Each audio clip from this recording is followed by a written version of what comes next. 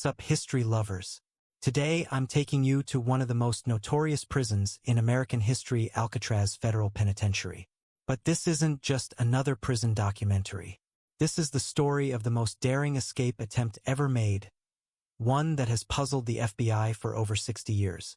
Did 3 inmates actually escape from the inescapable prison, or did they die trying? Stick around because this mystery will blow your mind. Picture this. It's June 11th, 1962, on a cold, foggy night in San Francisco Bay. 3 men are crawling through ventilation shafts, their hearts pounding as they make their way toward what they hope will be freedom. These aren't your average criminals. They're Frank Morris and brothers John and Clarence Anglin, and they've just pulled off what might be the greatest prison break in history. But before we dive into the escape, let me tell you why Alcatraz was called the Rock, and why it was considered absolutely escape-proof. Alcatraz sits on a 22-acre island in the middle of San Francisco Bay, surrounded by ice-cold water with deadly currents. The prison housed America's most dangerous criminals, guys like Al Capone, Machine Gun Kelly, and Robert Stroud, the famous Birdman of Alcatraz. The prison opened in 1934 and immediately earned its reputation as the toughest federal penitentiary in America. The warden boasted that no one could escape from Alcatraz. The water temperature rarely rose above 60 degrees Fahrenheit. The currents were treacherous, and sharks patrolled the bay. Even if you somehow got off the island, you'd probably die in the water before reaching shore. During its 29 years of operation, there were 14 escape attempts involving 36 men. Most were caught immediately, some were shot, and others drowned. The official record states that no one ever successfully escaped from Alcatraz alive. But Frank Morris and the Anglin brothers were about to challenge that record in the most spectacular way possible. Frank Morris was the brains of the operation. This guy was no ordinary criminal. He had an IQ of 133, which put him in the top 2% of the population.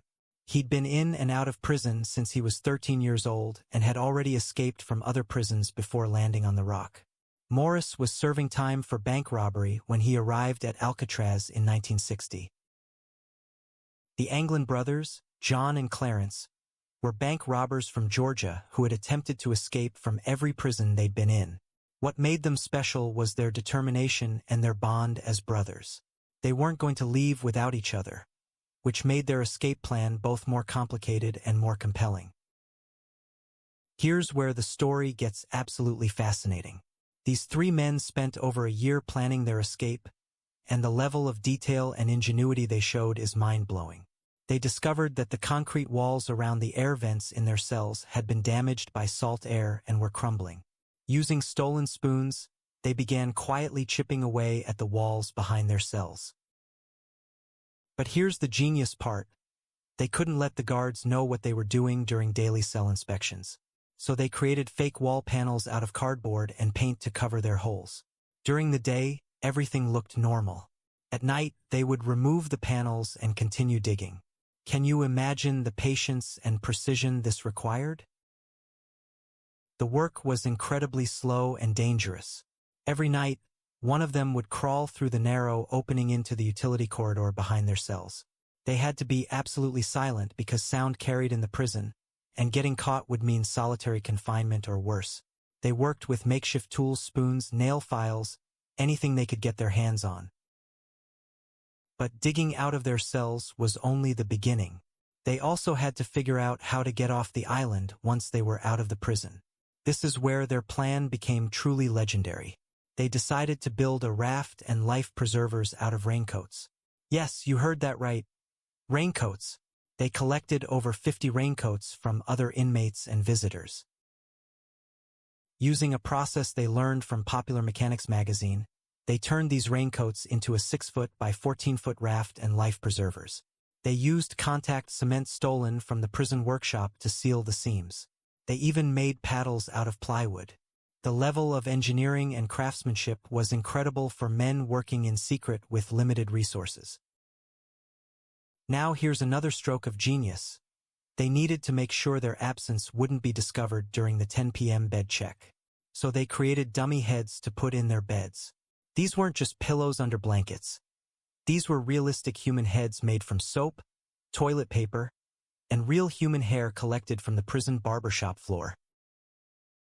They painted these heads with flesh-colored paint and positioned them so carefully that in the dim light of the cell block, they looked like sleeping prisoners. One guard even said later that he had looked directly at one of the dummies during his rounds and thought it was a real person. The attention to detail was absolutely incredible. The escape plan also included a fourth man, Alan West, who occupied the cell next to Morris. West was supposed to escape with them, but on the night of the escape, he couldn't get his fake wall panel off in time. By the time he managed to remove it, the others had already left. This twist of fate would later provide crucial information about the escape plan. So let's walk through what happened on that fateful night of June 11, 1962. At lights out, Morris and the Anglin brothers placed their dummy heads in their beds, removed their fake wall panels, and crawled through the holes they'd spent months creating. They made their way through the utility corridor to an unguarded utility shaft. They climbed up this shaft to the roof of the prison, where they had previously broken ventilator bars, and made their way to the north side of the island. This wasn't just a matter of walking out. They had to navigate through a maze of pipes, ducts, and barriers while carrying their makeshift raft and supplies. At approximately 10 p.m., they inflated their raft on the shore and disappeared into the cold, dark waters of San Francisco Bay. The last confirmed sighting of the three men was at 10:30 p.m. when they were seen in their raft about 100 yards from Alcatraz. After that, they vanished into the night and into history. The escape wasn't discovered until the next morning during the routine 7 a.m. prisoner count. When guards found the dummy heads in the beds, all hell broke loose. The warden immediately ordered a full lockdown and called in the FBI, Coast Guard, and local police. The most extensive manhunt in the history of the San Francisco Bay Area was about to begin. The FBI launched one of the longest-running investigations in its history. They interviewed hundreds of people, followed thousands of leads, and spent decades trying to solve the mystery. The official position of the Bureau has always been that the three men drowned in San Francisco Bay and their bodies were swept out to sea. But here's where it gets really interesting. Over the years, pieces of evidence have been found that suggest the men might have survived. A few days after the escape, a packet containing photos and names of the Anglin family was found floating in the bay. Some of the family's personal effects were also discovered, but these could have been deliberately left behind to throw off the investigation. More intriguingly, a paddle and pieces of rubber, possibly from their raft, washed up on nearby Angel Island. This suggested that the men had made it at least partway across the bay. The currents and tides that night were actually more favorable for an escape attempt than usual, which may have been part of their planning. Alan West, the fourth conspirator who couldn't escape that night, was interrogated extensively by the FBI. He provided detailed information about the escape plan and revealed that the men had planned to steal clothes and a car once they reached the mainland. According to West, they had been planning this escape for over a year and had studied tide charts and weather patterns.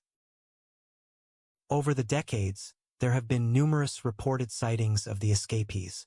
Family members have claimed to have received phone calls and Christmas cards from John and Clarence Anglin. In 1975, a photograph was allegedly taken at a family gathering showing the two brothers, but the FBI analyzed it and couldn't confirm its authenticity. One of the most compelling pieces of evidence came to light in recent years. In 2015, the History Channel aired a documentary that included a photograph supposedly taken in 1975 showing John and Clarence Anglin in Brazil. A forensic analyst claimed the photo was legitimate, but the FBI has not confirmed this finding. The mystery deepened in 2018 when a letter supposedly written by John Anglin surfaced. In this letter, the writer claimed that all three men had survived the escape but that Frank Morris had died in 2008 and that he himself was dying of cancer. However, the FBI tested the letter for fingerprints and DNA but couldn't definitively prove its authenticity. So what really happened to Frank Morris and the Anglin brothers? The truth is, we may never know for certain. The official FBI position remains that they drowned, and statistically, that's the most likely outcome. The water was freezing, the currents were dangerous, and they were using a makeshift raft in the middle of the night. But I have to admit, part of me hopes they made it. The level of planning, ingenuity, and determination they showed was extraordinary. They turned spoons into digging tools, raincoats into life rafts, and soap into realistic human heads. They studied weather patterns, tide charts, and prison routines with the dedication of professional engineers. Their escape also exposed serious security flaws at Alcatraz. How had 3 men been able to chip away at their cell walls for over a year without being detected? How had they been able to collect materials and build a raft without arousing suspicion? The embarrassment was so great that Alcatraz was permanently closed as a federal prison just 1 year later, in 1963. The Great Escape from Alcatraz remains one of America's greatest unsolved mysteries. Whether Frank Morris and the Anglin brothers died in the cold waters of San Francisco Bay or successfully made it to freedom, their story represents the ultimate triumph of human ingenuity and determination over seemingly impossible odds. What do you think happened to them? Let me know in the comments below. And don't forget to subscribe for more incredible stories from history. What do you think really happened?